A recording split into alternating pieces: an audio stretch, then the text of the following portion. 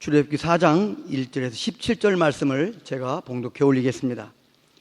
모세가 대답하여 이르되 그러나 그들이 나를 믿지 아니하며 내 말을 듣지 아니하고 이르기를 여호와께서 내게 나타나지 아니하셨다 하리이다.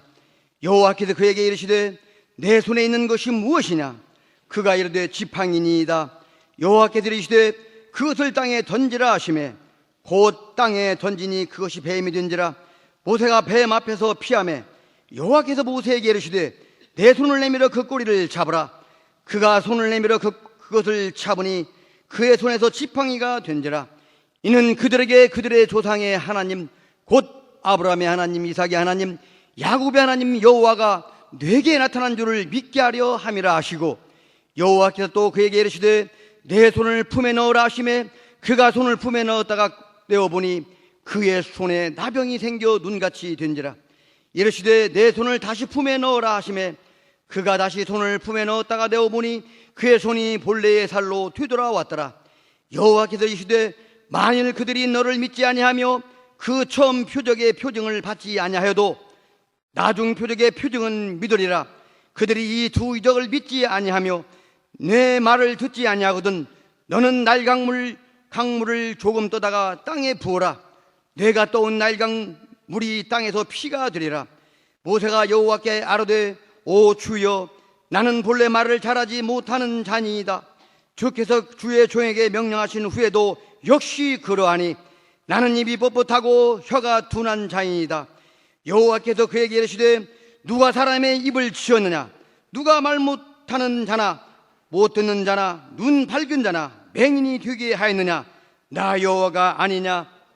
이제 가라. 내가 내 입과 함께 있어 할 말을 가르치리라.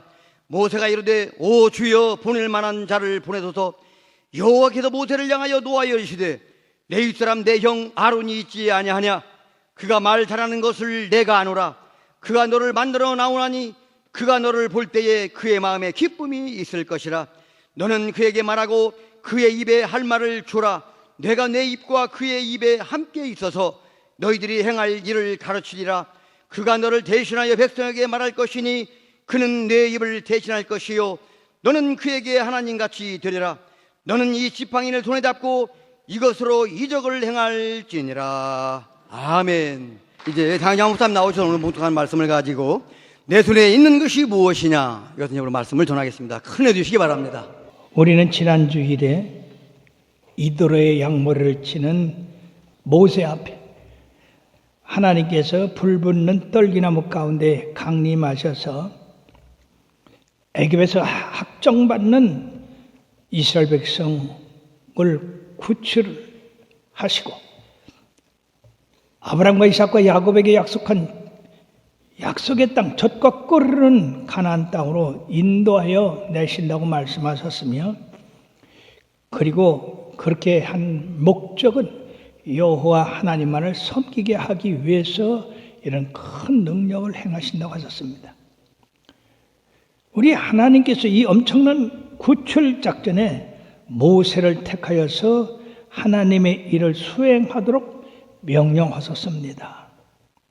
이 일에 모세는 한마디로 하나님의 명령을 거절했습니다. 그 첫째 이유는 내가 누구간데 바로 앞에 가며 내 백성 이스라엘을 인도해 내리까, 자기의 능력이 너무나 부족하다고 하는 것이고, 두 번째, 내가 가서 그들을 인도한다고 하더라도 내 백성 이스라엘이 하나님이 보내셨다고 하는 그런 말을 믿지 않을 것이라고 하는 것입니다.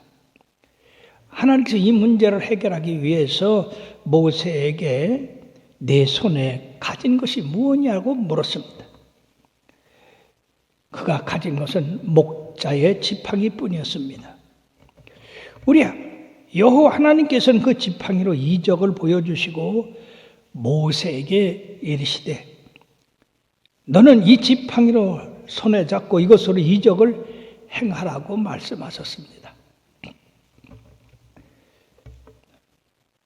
모세는 그 지팡이를 들고 애굽에 내려가서 바로를 굴복시키고 그의 백성 이스라엘을 출애굽시키는 데 승리했던 것입니다. 그 어렵던 일도 어떻게 그 마른 막대 같은 지팡이 하나로 이런 큰 해결을 할 수가 있었겠습니다. 그것은 바로 하나님이 함께 하셨기 때문이요, 하나님의 계획 속에 바로 모세가 순종했기 때문입니다. 모세 지팡이, 여러분 얼마나 그 지팡이를 오래 가지고 있었겠어요. 그 마른 지팡이 하나만 가지도 우리 하나님은 그 어렵던 출애굽의 사건을 성공적으로 이루시게 하시고 하나님의 땅, 가나안 땅에 들어가게 하여 주셔서 하나님을 섬기는 백성으로 삼으셨겠습니까?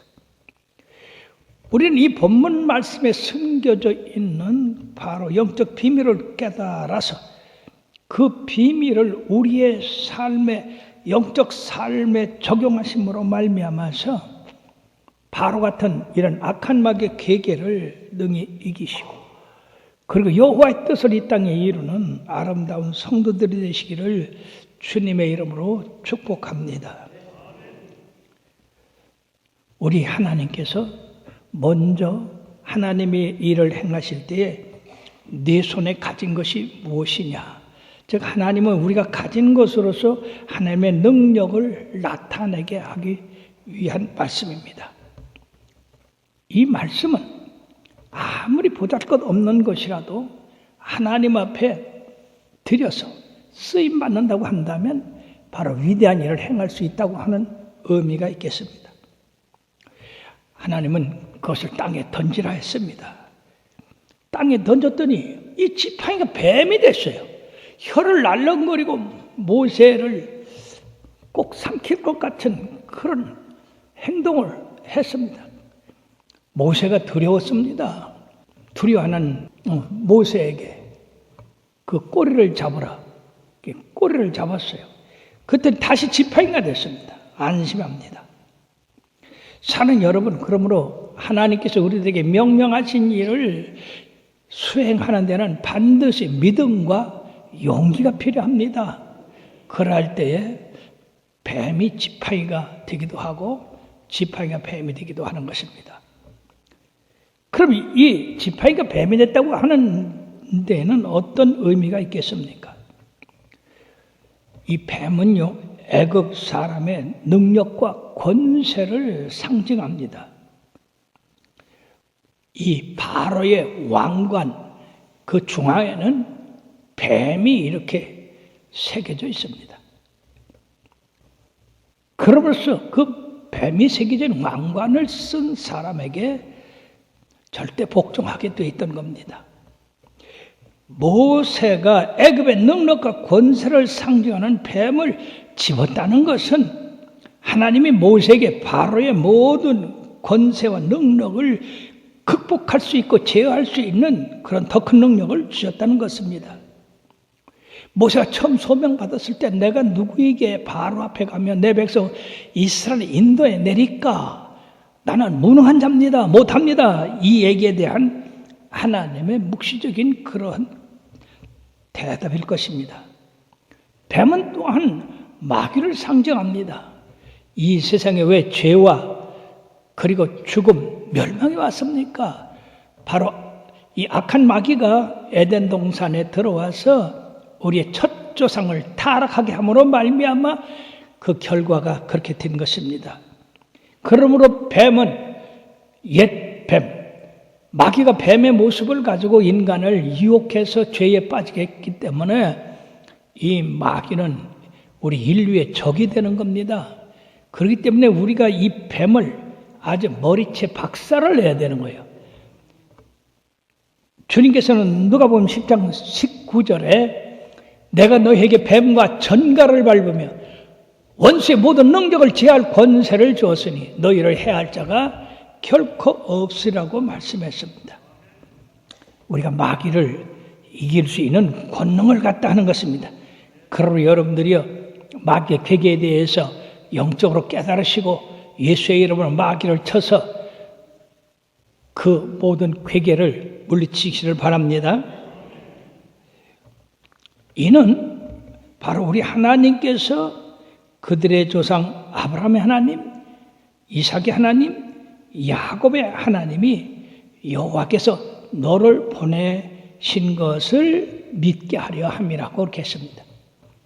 모세가 걱정하던 거 우리 하나님께서 이 뱀이 지팡이가 되고 지팡이가 뱀이 되고 그런 것을 통해서 그 권능을 나타내셨던 것입니다.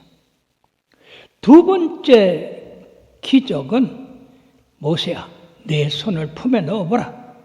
그 품에 넣었더니 꺼내봐라. 꺼냈더니 이게 웬일입니까? 그 말짱한 손이 그냥 문둥이가 발에서 하얗게 됐습니다. 이때 이 모세가 얼마나 충격받았겠습니까? 충격받은 이 모세에게 다시 손을 품에 넣어봐라. 그래서 품에 넣었습니다. 꺼내봐라. 꺼냈더니 여전히 아름다운 손이 되었던 겁니다. 사랑하는 여러분, 우리 하나님께서는 문둥이도 만들 수 있고 문둥이를 깨끗하게 할 수도 있는데 그 당시에 이 문둥병, 지금은 나병이라고 하는데 이것은 악성 질병으로 말미암아 고통과 슬픔 그리고 수치와 고독함을 느끼게 하고 이루 말할 수 없는 그런 어려움을 겪게 하는 것입니다.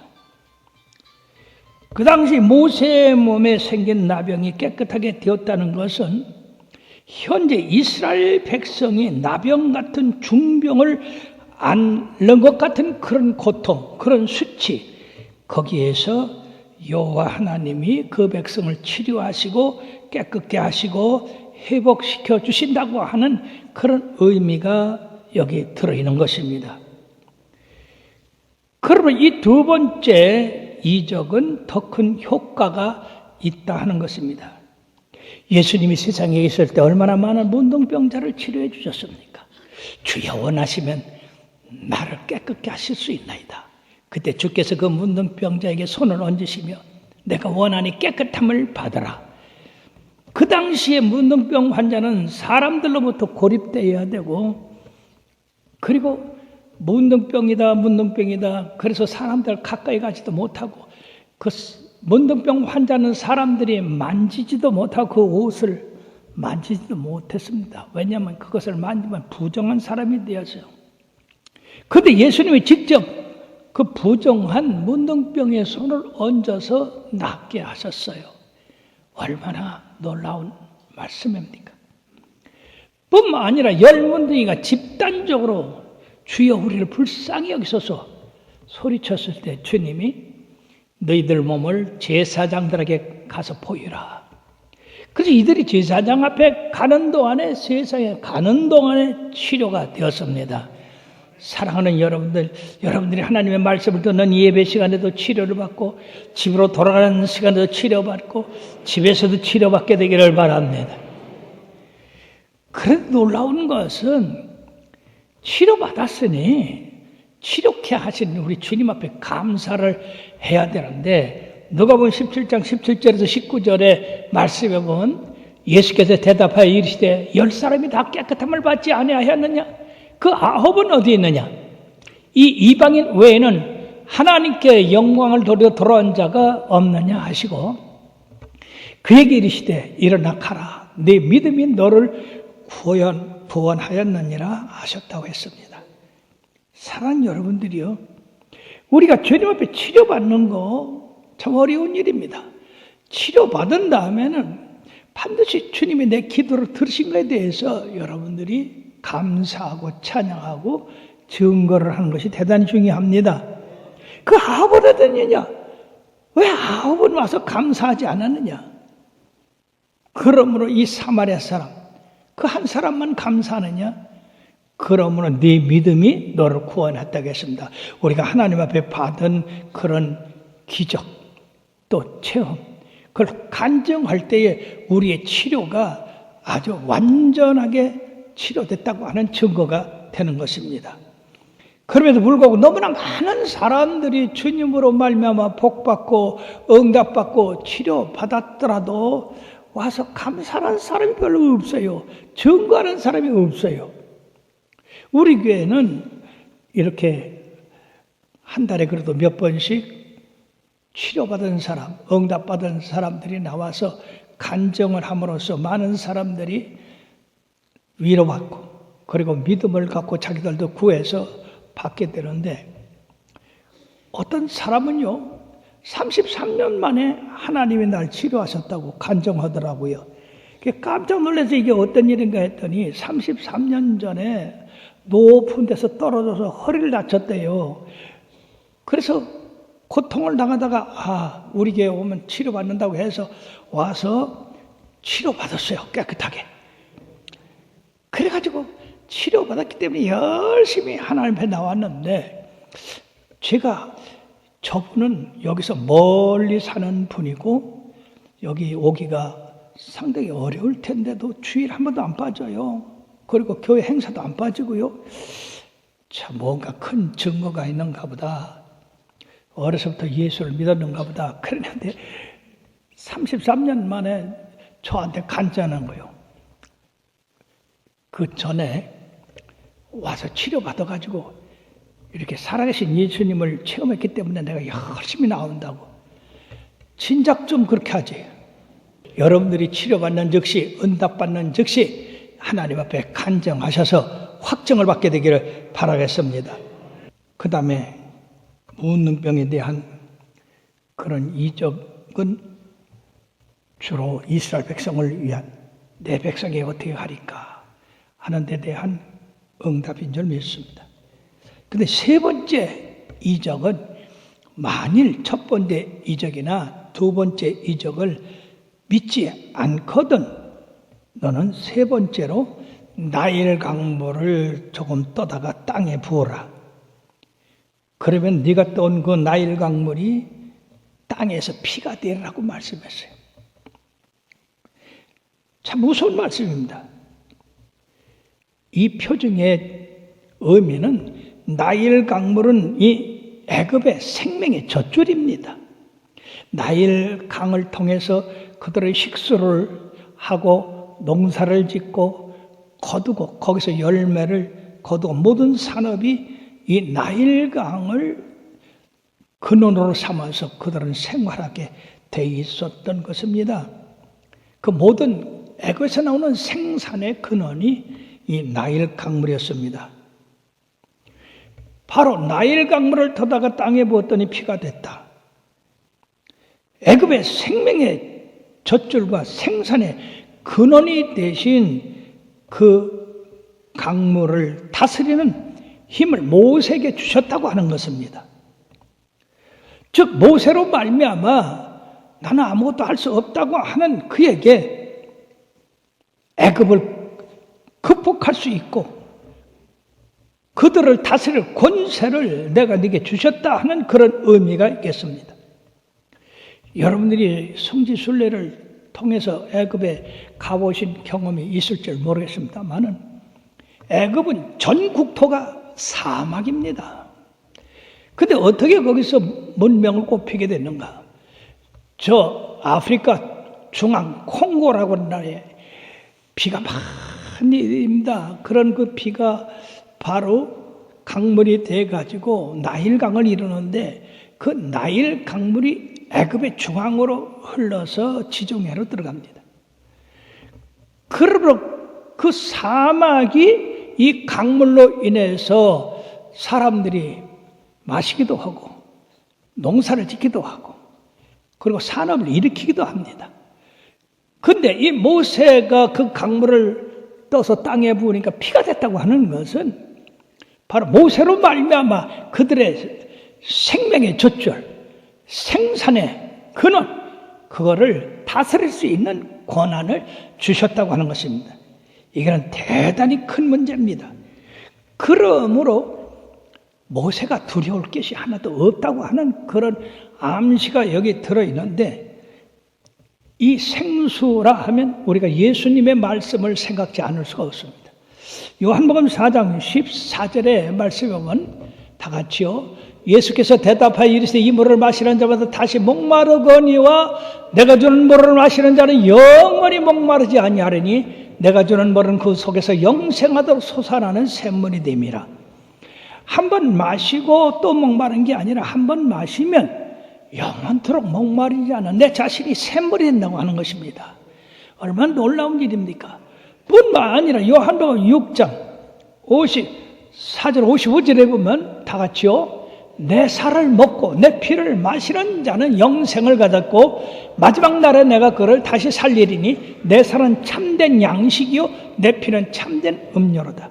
즉 영생에 들어가는 그 길은 예수님의 살을 먹고 예수님의 피를 마셔야 된다고 하는 것은 무슨 말씀이냐? 예수님이 전한 복음을 믿고 예수님께서 십자가에 달리신 것은 대속의 피를 흘러서 우리를 구원했다고 하는 것을 마음에 받아들이면 바로 이것이 예수님의 피와 예수님의 살을 먹는 것이 되는 것입니다.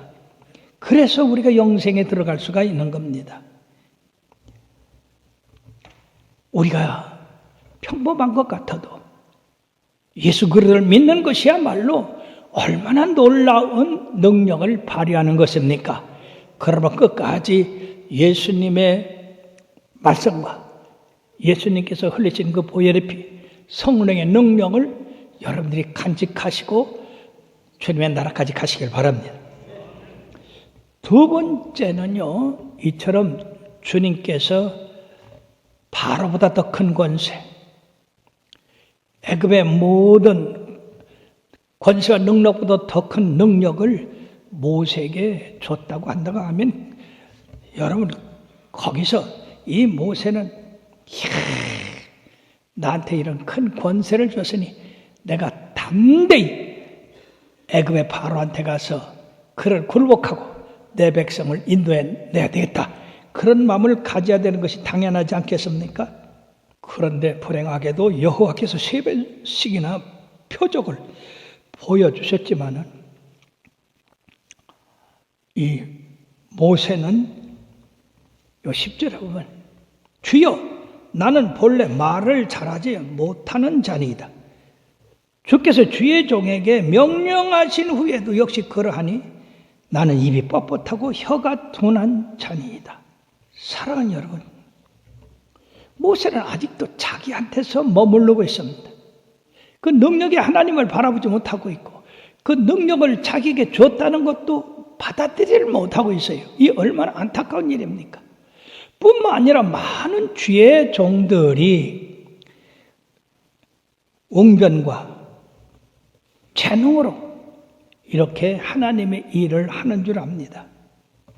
말이 능숙하지 못한 사람은 하나님의 일을 못하는 줄 알고 너무나 많은 사람이 담대하게 나서지를 못하고 있는 거예요.